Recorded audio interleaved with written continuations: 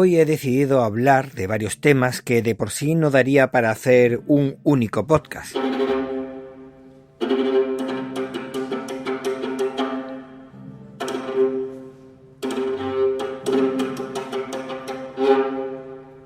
Localización de los podcasts personales, muy personales, recomendación de 2 podcasts, mi pequeña que fue tocada por una musa o el comportamiento poco cívico que he tenido la oportunidad de ver en personas en estos últimos días y que tenemos que tratar con ellos.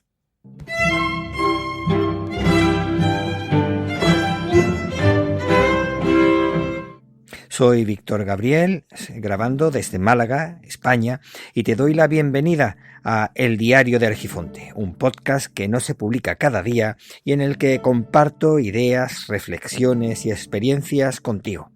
Hoy es lunes 2 de marzo de 2020. Bienvenidas, bienvenidos al Diario de Argifonte.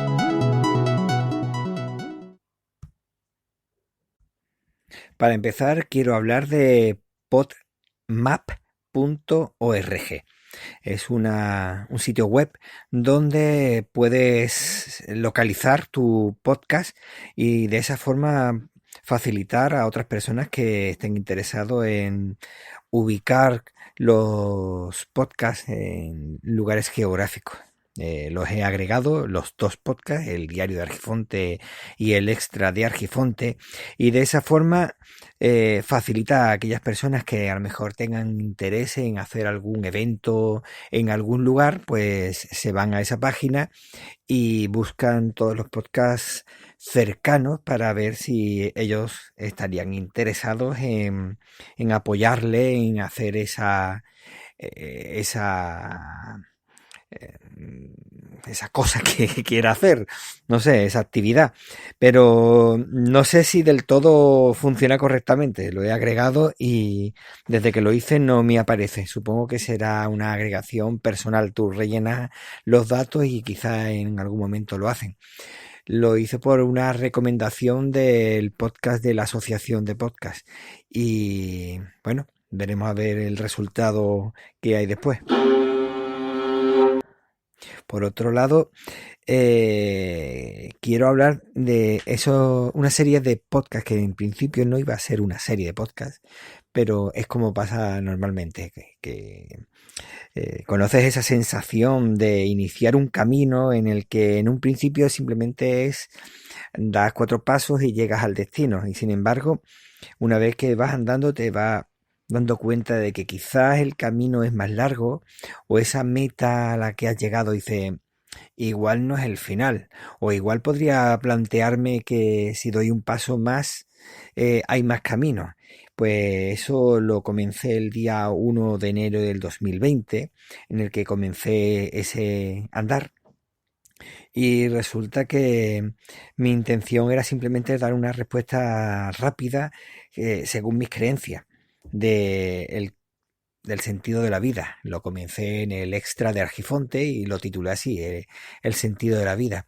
Y mi intención era simplemente eso, dar mi punto de vista al respecto, porque llevaba ya una racha de escuchar a mucha gente, tanto en la televisión, en la radio, en conversaciones personales y en podcast también, en el que se planteaban cuestiones bastante personales de el sentido que le veían a las cosas, el sentido que le daban a la vida y todo muy personal, pero que al final había como cierto halo de misterio y dije, bueno, voy a dar mi opinión. Sin embargo, eso me animó a continuar escribiendo al respecto y es que tengo la costumbre de escribirlo y al final trato de hacer una grabación sin guión, pero al final una cosa así hay que hacerla con guión, así que trato de hacerlo que se note lo menos posible que estoy leyendo. Bueno, no sé cómo lo estoy haciendo, prácticamente hablo como estoy hablando ahora, pero yo ahora mismo estoy sin guión, simplemente una pequeña anotación de lo que estoy hablando. Pero en ese caso es que es imprescindible porque tienes que ir enlazando una idea con otra y si te saltas una ya no engrana con la siguiente. Entonces, bueno, a ver qué, perdón, a ver qué te parece. En el extra de Argifonte, el primero se llamó mm, El sentido de la vida y el segundo se llama ¿Qué soy? Como digo al principio, mi pequeña parece que ha sido tocada por la musa, por alguna musa, porque resulta que es cierto que empezó con bueno, vamos a ver, ella siempre está ideando, dibujando, escribiendo, es impresionante, siempre tiene un ímpetu a la hora de crear tremendo. Mi pequeño también, pero es que la grande es que es un no parar. Y resulta que le mandaron en el colegio a hacer un cuento. Pues bien, el cuento en un principio iban a ser 5 o 6 líneas. Al final le pasa como a mí, que llenó una página y media y ahora pues como han estado en la Semana Cultural y ahora la Semana Blanca, pues ha aprovechado para crear su cuadernillo y dentro de sus cuadernillos también, aparte de escribirlo, recrearse, le da más explicaciones, da más detalles, encima ha puesto sus ilustraciones, lo está encuadernando, vamos, está hecha toda una artista.